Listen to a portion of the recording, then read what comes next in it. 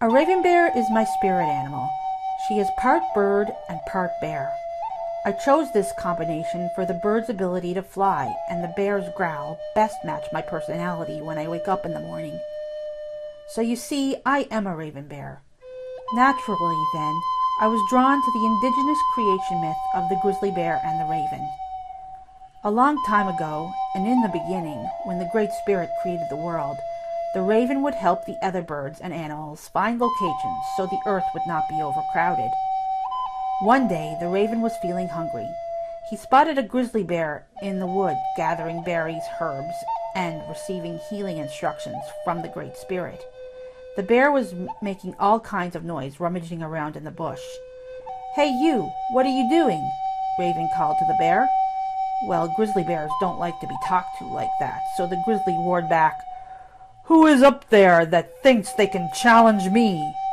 Raven was a little scared after this and had to think quick on his feet.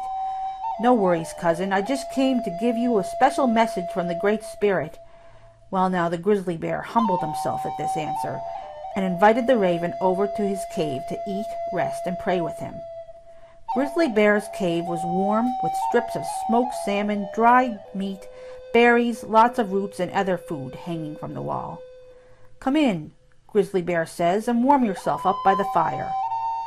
The raven was hungry just looking around the room. Grizzly Bear placed a shell under his own feet and propped them up by the fire. He was making medicine this way, and as the fire became hotter, the grease would drip into the shell. Raven talked and talked and talked while this was happening. Once Grizzly Bear noticed, however, that the raven was growing impatient, he said, "Hey, cousin, I heard you have a beautiful doctor song. My feet and back have been hurting lately. I would give you the gift of tobacco and other gifts around the room if you sing for me." A long time ago, it should be noted that ravens could sing instead of squawking. So the raven sang, and 4 times the raven brushed his wing feathers up against the grizzly bear's back. He brushed the dark shadows from his back into the fire.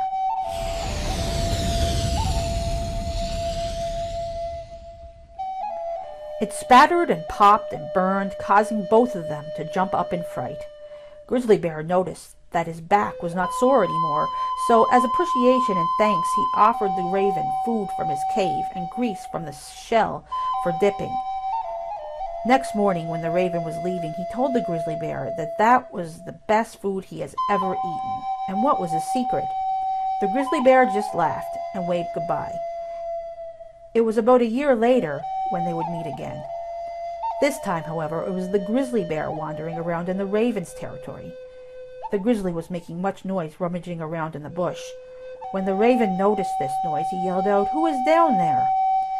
When he saw that it was the grizzly picking medicinal roots, he invited him into his home to offer him in return the same kindness that the grizzly offered him, and hoping that the raven could prove his own power. The raven told the grizzly to sit next to the fire to warm his feet. The raven asked the grizzly to sing and dance for him. The raven, meanwhile, put a shell beneath his feet to try to melt grease into the shell. The raven put his feet closer to the fire.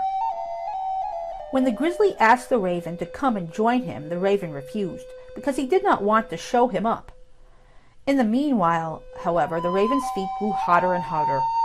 The raven was trying to make medicine from his feet, just like the grizzly bear had done. Suddenly, however, the raven's feet were too close to the fire and caught on fire. The raven jumped up and squawked all the way down to the creek, where he jumped in to cool his feet. The grizzly bear, however, feeling humiliated and outdone, just left the raven's home. Raven's feet were now crooked, and he could not sing anymore. That is why, to this day, you do not hear a raven sing.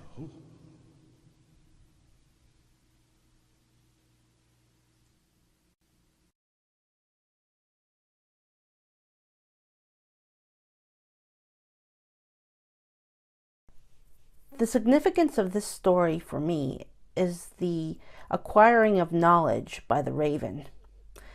But yet at the same time, the raven does not recognize his own power within and his own knowledge within. And this is significant because so many times in our life, we don't recognize our own power or our own traits or our own what shall we say, our own talents. So I think this is a significant story and an empowering story that tells that, hey, we do have power inside, we do have talents inside, and to follow them, we don't always have to seek outside ourselves for knowledge all the time. That we should listen to what's within.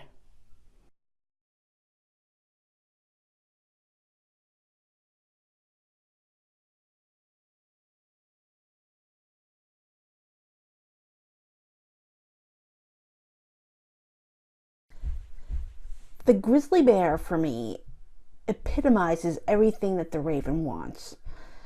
And it is the grizzly bear that is satisfied with who he or she is.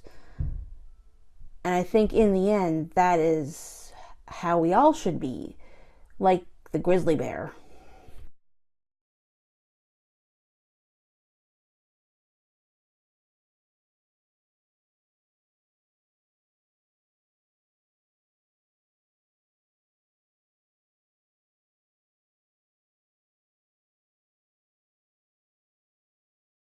Indigenous knowledge is that which is learned from the land. It is often passed down through the generations. A good article I read about this, which discusses land learning, is the land of pedagogy. We could all learn a little something about learning from the land, and maybe if we learned a little more from the land, we could do something positive about climate change.